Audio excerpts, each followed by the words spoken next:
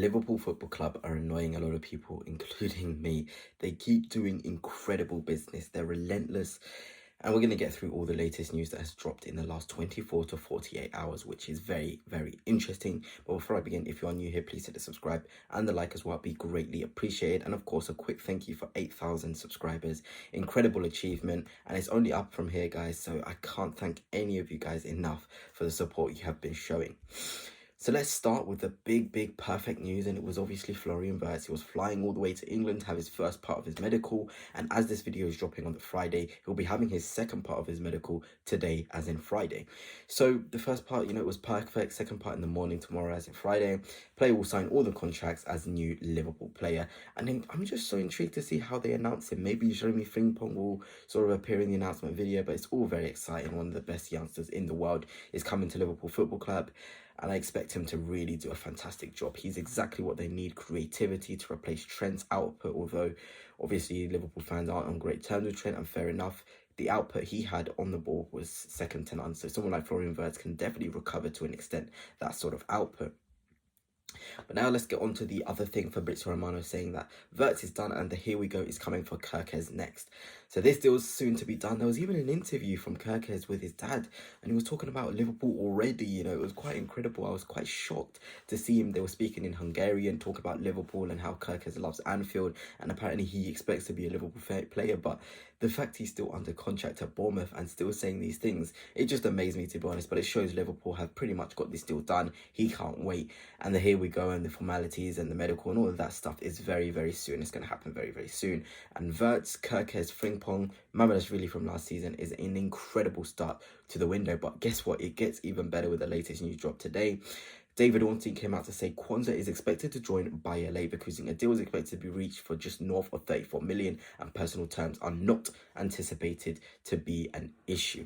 So that's huge news. 34 million pounds is a lot of money for Jarell Quansah, he's not a horrible player by any stretch of the imagination, but 34 million is an incredible sale. We cannot just disregard that. I thought he could probably have a future under Arne Slot, but it's time to be ruthless, and that is what he is in this market. And I'm sure he's going to do really, really good at Bayer Leverkusen. And obviously a massive positive is a positive relationship with Bayer Leverkusen, because they have a lot of good talents, young players.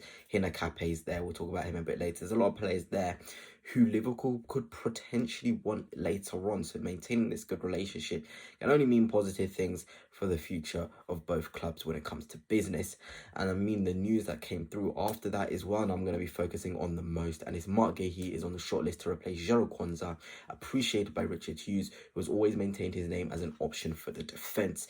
Marc Guehi is one of my favourite centre-halves. I'm a big fan of him in terms of his versatility as well. He can play centre-half, he can play right-back, he can play defensive midfield. He's just so versatile and he's so good. He's a leader as well. He's been fabulous for England in the Euros, which he was called on upon.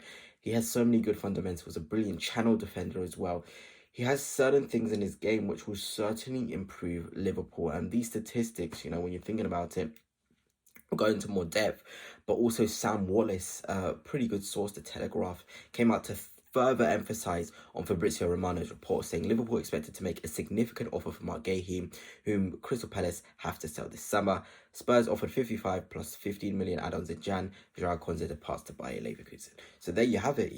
This is a really, really big source, a good source confirming Liverpool expected to make a significant offer. And if you're just thinking about it, Guehi, Van Dijk, Konate, Joe Gomez, I know what's going to happen with him, is an incredible three in the defence there, with a 4, Gomez or somebody else probably coming in. That's a lot of depth and quality. And of course, Guehi, when I do talk about his statistics, which impressed me, last season he averaged more progressive passes than Virgil van Dijk and Ibrahim Konate. We know how much Arne Slot loves build up and sort of building up from the back. He needs a defender who can progress the ball. Marc Guehi can do that. He also won 70% of his defensive duels in his career, which is incredible. This will be a really good signing. And if you can guarantee him minutes, because obviously Guehi is of interest to my club Arsenal, to Newcastle as well. If you can convince him he'll get minutes and play week in, week out, you go and do it. And for 40 million, I think the offer will be. He only has 1 year on his deal. Crystal Palace want probably put between 40 and 50 million. Diamonde looks as though that he will be going to Crystal Palace to replace him. A brilliant replacement for Marc Guehi, without a shadow of a doubt. It does seem like you know, this would be good. And I was just thinking about it, you know, as we go through more stats here. Last season, he averaged, yeah, I think that was the same stat. I put it twice, but it was just that good and impressive that I didn't even notice that I put it in twice. And of course, consistency, minutes played, you know, and that brings me on to the point I was about to get onto with Ibrahim Konate. Phenomenal defender, but availability is their best ability. The amount of injuries that sort of Karim Konate has had, no fault of his own. He's a big fella. He does a lot of running. He does a lot of covering for Trent. He, as well, with his contract situation, you know, he hasn't signed it. He's got a year or two left, I think. Don't want the repeat of Trent Alexander-Arnold. You're better off just selling the guy now. If he doesn't want to sign his contract now, sell him. No player is bigger than the club. Trent has seen it. There's a Liverpool before Konate. There's a Liverpool after Konate, as there is with Trent. So if he's going to mess around with the contract situation, then get him gone. I'm sorry, get someone like Guehi in who's going to be consistent with it. He's going to love it. He's going to try his best because it's a World Cup year. He wants to get into that squad. He wants to be a starting defender. Get him through the door. He's two-footed as well. He can channel defend like Konate. He's a leader. Liverpool Football Club don't want players who are not committed to the cause. He's been changing his demands as well with Trent. And I hate talking like this about Konate because I think he's a phenomenal player. And obviously I'm not a Liverpool fan, but I don't like players who take liberties when it's obvious the club really want to keep him and have offered him contract on contract on contract. It's dissimilar to Trent and Salah and Van Dijk, where they waited so long. With Konate, they've been so straight with it and offer him a contract, and he keeps asking for more and more money. If you have a problem, leave. We'll get Marc Guehi in. Not we, sorry. I'm even speaking collectively here. You guys will get Marc Guehi in. It's as simple as that, really. But anyway, let's get on to the next bit of news. And, you know, Liverpool would be happy with 42 million plus add-ons for Darwin Núñez. Napoli have already reached 37 million and insist on negotiating quickly to avoid any interest from other clubs. Again, a massive sale on the cards. We're talking about Joe Gomez as well, expected to go for 25. Simicast again for 15 million. Liverpool are getting it right in the sales department. I think one of the most fun things when I look at Liverpool is looking at their sales and how good they are at it. It always gets me. I always sort of, you know, I look at it and be like, wow, these guys always get it right. They always get it right with the fees and the sort of amount for their players. If they want to sell someone, they're going to get the right price for them. Darwin Núñez for 37 to 40 million ain't bad whatsoever, considering where his Liverpool career has gone.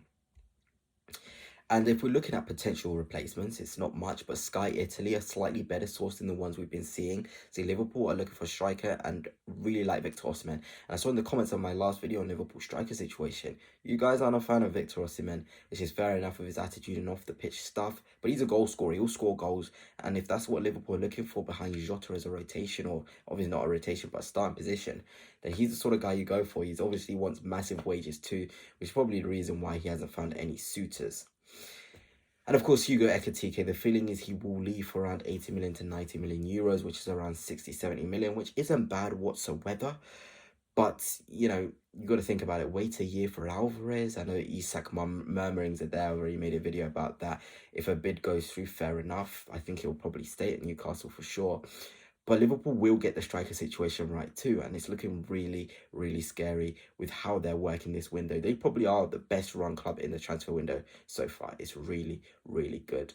Anyway, that's it for now. Hope you have enjoyed. And until next time, peace.